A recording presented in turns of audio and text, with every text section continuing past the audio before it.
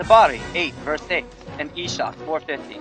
When Muhammad received word of them and what they had determined to do, he laid out a trench to protect Medina. He encouraged the Muslims to dig it with promises of a heavenly reward. The person who advised him about the trench was Solomon. He said, "In Persia, whenever we were surrounded, we would dig a trench to protect ourselves." Certain men of the hypocrites slacked off and disobeyed the messenger. They pretended to be too weak to work, slipping away to their families without the knowledge or permission of the Prophet.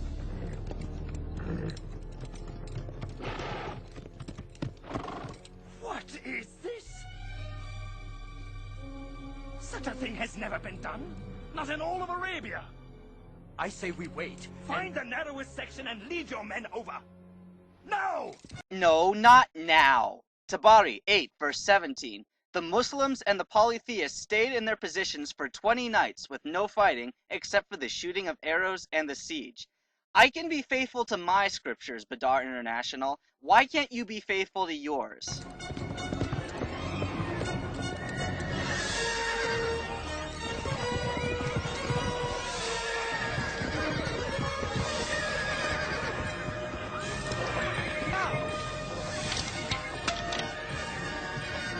Keep trying. Sir, keep trying at one place and fill in the blasted thing at another. For the first and only time, the movie suggests something intelligent. The scriptural parallel here is Tabari 8 verse 18. The Quraysh rode out on their horses and said, "Get ready for warfare. Today you shall know the real horsemen." Then they advanced towards the trench, which they'd been staring at for a month, and halted by it. When they saw it, they said, "By Allah, this is a stratagem that the Arabs have never deployed."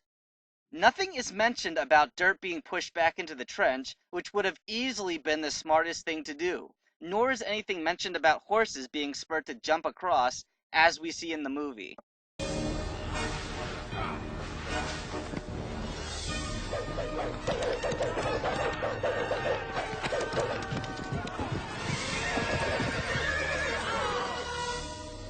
Days we've tried. The troops are losing heart. God, this movie is stupid. If we're on day 30, and we are going with the idea that the trench is getting filled with sand, why are the pagans losing heart? Are they really going to run out of sand first, or are the Muslims going to run out of arrows? Here, allow me to reveal to you who was really losing heart at the time. Tabari 8 verse 16 and Ishaq 4:54. Soon the trial became great for the Muslims, and fear intensified. Their foe came at them from above and below, so that the believers were beset with fear. The hypocrisy of the hypocrites became evident. One said, "Muhammad was promising us that we should eat the treasures up of Chrysos, the Persians, and Caesar, the Byzantines, and now none of us can even go out to relieve himself." Don't get me wrong, I wouldn't be in a very good mood if I had to throw sand in a trench all day, knowing that there was a constant risk of being hit by arrows. But this movie has no sense of balance, and I'm giving it one. Talk with them then. You're a man of words. Get them excited. Whip them into a frenzy. That won't do. They think God is with the Muslims. No, they don't, Very you well, bold-faced liars. Prepare for one last all-out attack at dawn. From all sides. We'll take them by sheer numbers.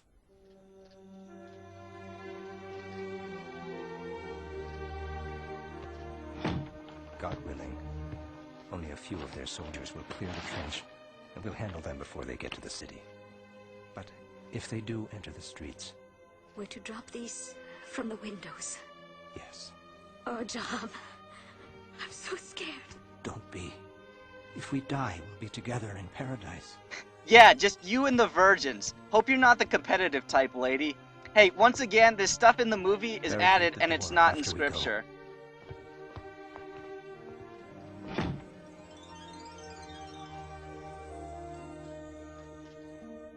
Now is the time to prove that thou art mighty.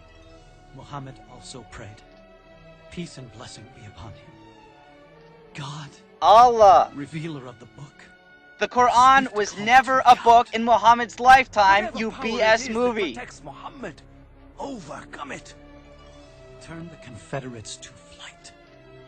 And show these Muslims once and for all, thy power reigns supreme. Turn them to flight and cause them to quake.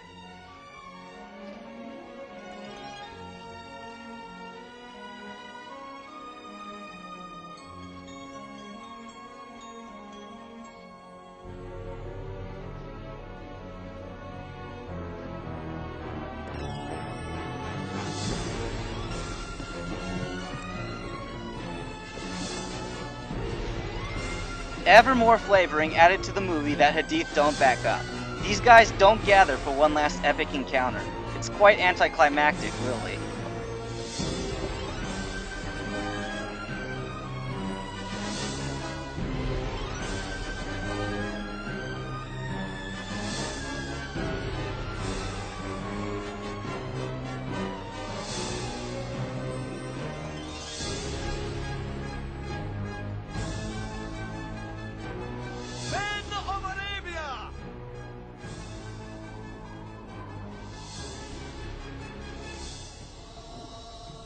This upcoming storm is one of the reasons I think Allah could possibly be a demonic spirit. In the Bible, Satan is called the prince and power of the air, and to keep his prophet alive to fight another day, he was able to send this windstorm.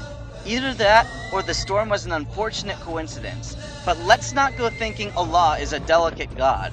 The Muslims may have stayed alive through this, but they were hit just as hard. Isha 4:59. Allah sent against them bitter cold winter nights and a wind that overturned their cooking pots, blowing away their tents. This combined with the disagreement and how Allah had disrupted their unity sowed distrust. So, Muhammad began to wonder what they were doing. Tabari 8 verse 26.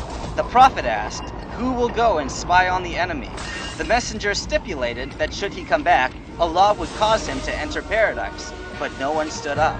The Prophet prayed and then uttered the same words, but no one volunteered. Again he said, "Whoever goes may be my companion in paradise." Yet none stood, so intense was the fear, hunger, and cold. Imagine that. The movie isn't depicting it as told.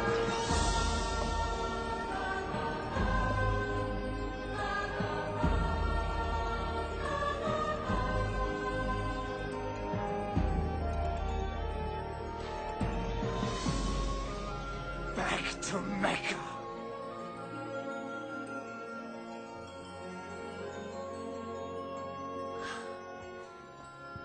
God has saved us. The next morning, the Prophet left the trench and went back to Medina with the Muslims, and they laid down their weapons. Not for long. The Qurayza Jews were the only ones who were still around now that the Qanuqa and Nadir Jews had been thrown out. Having witnessed firsthand what the Muslims had done to their brothers, they had joined the polytheists to try and break Muhammad's grip on them. For this, they would suffer an early Holocaust by Islam's hand. Will the movie show this? What do you think?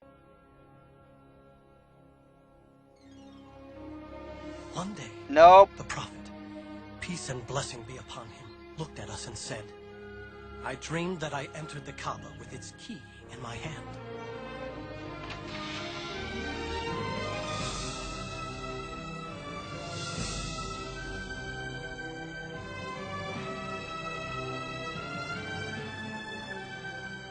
We shall journey to Mecca for the pilgrimage and worship at the holy Kaaba.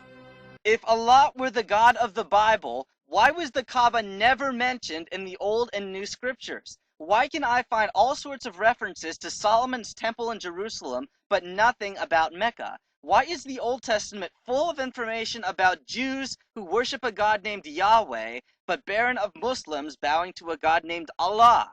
Am I expected to believe that millions of Jews who used to be Muslims all conspired together to write everything the way it is now? He's coming here? Without weapons? He knows we can't crush a peaceful pilgrimage. All of Arabia would rise up against us. By now, we've actually come to the point where we expect the movie to lie. Muhammad wasn't coming without weapons. He thought about it, but...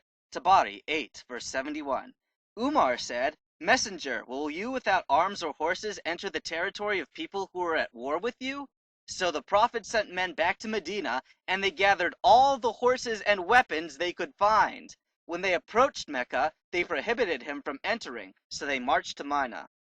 This can't be a true religion if its adherents make a habit of not telling the truth. Blast him! Blast Muhammad! Muslims There's blast nothing themselves we can quite do. enough already, thank you. Let them in. What? Bear the shame of letting Muhammad worship in Mecca. It's over. It's over. I'm sending Suhail. I'll let him promise the world. But the Muslims will not enter Mecca.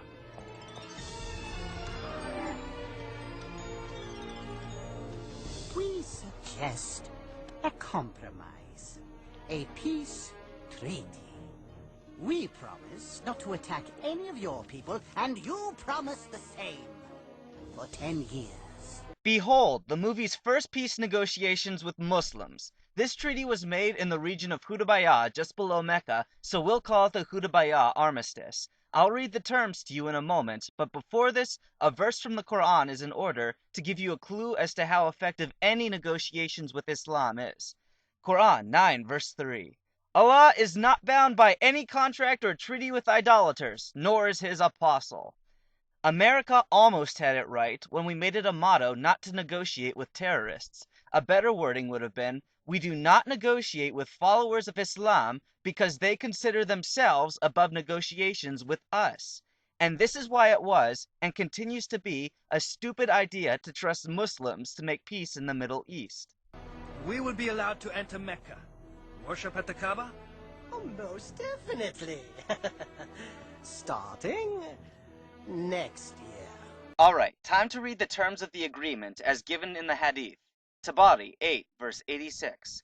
They agreed to terms. Warfare shall be laid aside for 10 years, during which men can be safe and refrain from hostilities. During this time, whoever comes to Muhammad from the Quraysh without the permission of his guardian, Muhammad shall return him to them. And whoever shall come to the Quraysh from those who are with Muhammad, they shall not return him to Muhammad. There shall be neither clandestine theft nor betrayal. And this leads us to Suhail's parting words as featured in the movie. Ishaq 5:04. You shall go back, leaving us this year, and not enter Mecca. When the next year comes, we will go out, and you shall enter Mecca with your companions and stay for 3 nights. Your swords must remain in scabbards. You shall not enter with any other weapons. They portrayed Suhail as a greasy, shifty fellow to make it seem as though he was spiting the Muslims by forbidding them to enter Mecca that year. But when you consider the context not given in the movie, the fact that the Muslims were armed to the teeth at the time, it makes perfect sense that he wouldn't want them coming in. You came back without even entering Mecca? But we will next year, and every year after that.